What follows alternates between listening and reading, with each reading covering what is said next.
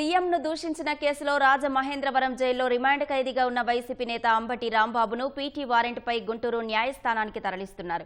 వైద్య కళాశాలల పీపీపీ విధానంపై ఆందోళన సందర్భంగా పోలీసులతో అంబటి గతంలో దురుసుగా ప్రవర్తించారు. 2025 నవంబర్ 12న జరిగిన ఈ ఘటనపై పట్టాభిపురం పీఎస్లో కేసు నమోదు చేశారు. ఈ కేసు విచారణ కోసం అంబటిని రాజమహేంద్రవరం జైలు నుంచి గుంటూరుకు తీసుకెళ్తున్నారు. సీఎంపై వ్యాఖ్యల కేసులో గుంటూరు కోర్టులో అంబటి బెయిల్ పిటిషన్పై పోలీస్ కస్టడీ పిటిషన్పై నేడు విచారణ జరగనుంది.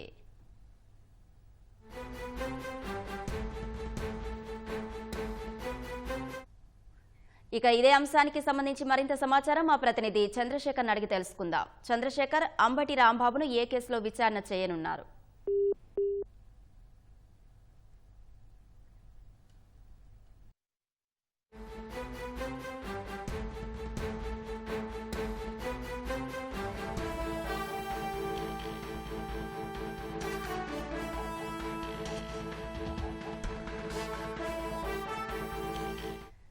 సీఎంను దూషించిన కేసులో రాజమహేంద్రవరం జైల్లో రిమాండ్ ఖైదీగా ఉన్న వైసీపీ నేత అంబటి రాంబాబును పీటీ వారెంట్పై గుంటూరు న్యాయస్థానానికి తరలిస్తున్నారు. వైద్య కళాశాలల పీపీపీ విధానంపై ఆందోళన సందర్భంగా పోలీసులతో అంబటి గతంలో దురుసుగా ప్రవర్తించారు. 2025 నవంబర్ 12న జరిగిన ఈ ఘటనపై పట్టాభిపురం పీఎస్లో కేసు నమోదు చేశారు. ఈ కేసు విచారణ కోసం అంబటిని రాజమహేంద్రవరం జైలు నుంచి గుంటూరుకు తీసుకెళ్తున్నారు. సీఎంపై వ్యాఖ్యల కేసులో గుంటూరు కోర్టులో అంబటి బెయిల్ పిటిషన్పై పోలీస్ కస్టడీ పిటిషన్పై నేడు విచారణ జరగనుంది.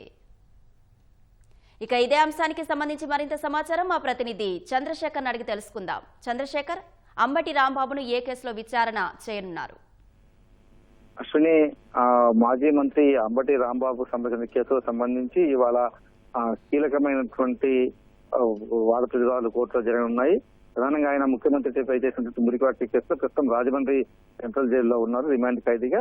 దానికి సంబంధించి అంబటి రాంబాబు బెయిల్ పిటిషన్ దాఖలు చేశారు. అలాగే పోలీసులు కూడా ఆయన కస్టడీకి ఇవ్వాలని చెప్పేసి కూడా మరో పిటిషన్ దాఖలు చేశారు.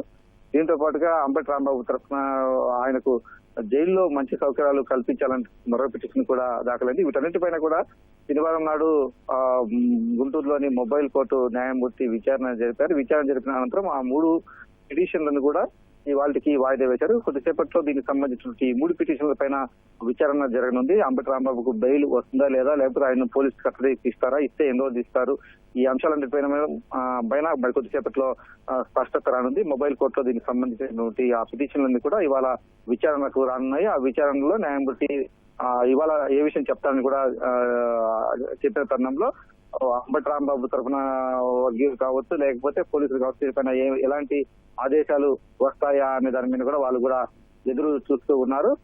అంబటి రాంబాబు సంబంధించి గత ఏడాది నవంబర్ 12న దాఖలైనటువంటి కేసు, అంటే వైద్య కళాశాలను పబ్లిక్ ప్రైవేట్ పార్ట్నర్షిప్ దాన్ని వ్యతిరేకిస్తూ వైసీపీ చేపట్టినటువంటి ఆందోళనలో ఆయన పోలీసుల పైన దురుసుగా ప్రవర్తించారు. పట్టాపురం సిఐ గంగా శ్రీనివాస్ పైన పరుష వ్యాఖ్యలు చేయడంతో పాటు దూషణకు దిగారు. దీనిపైన పోలీసు విధులకు ఆటంకం కలిగించారన్నటువంటి అంశంపైన అప్పట్లో కేసు నమోదు చేశారు. ప్రస్తుతం అంబటి రాంబాబు సీఎం పై వ్యాఖ్యల కేసులో జైల్లో ఉన్న తరుణంలో ఈ కేసును కూడా పోలీసులు విచారణకు స్వీకరించి ఆయన్ను పీటీ వారెంట్ పైన రాజమండ్రి జైలు నుంచి గుంటూరు తీసుకొస్తున్నారు. ఇవాళ ఉదయం అక్కడి నుంచి రాజమండ్రి నుంచి బయలుదేరారు.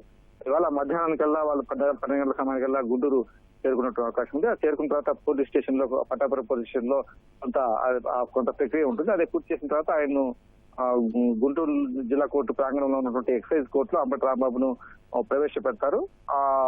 పీటీ వారెంట్ సంబంధించి తీసుకొచ్చిన ఆ కేసుకు సంబంధించి న్యాయమూర్తి ఏం చెప్తారనేది కూడా కొంత కీలకంగా మారింది. అశ్విని, ధన్యవాదాలు చంద్రశేఖర్.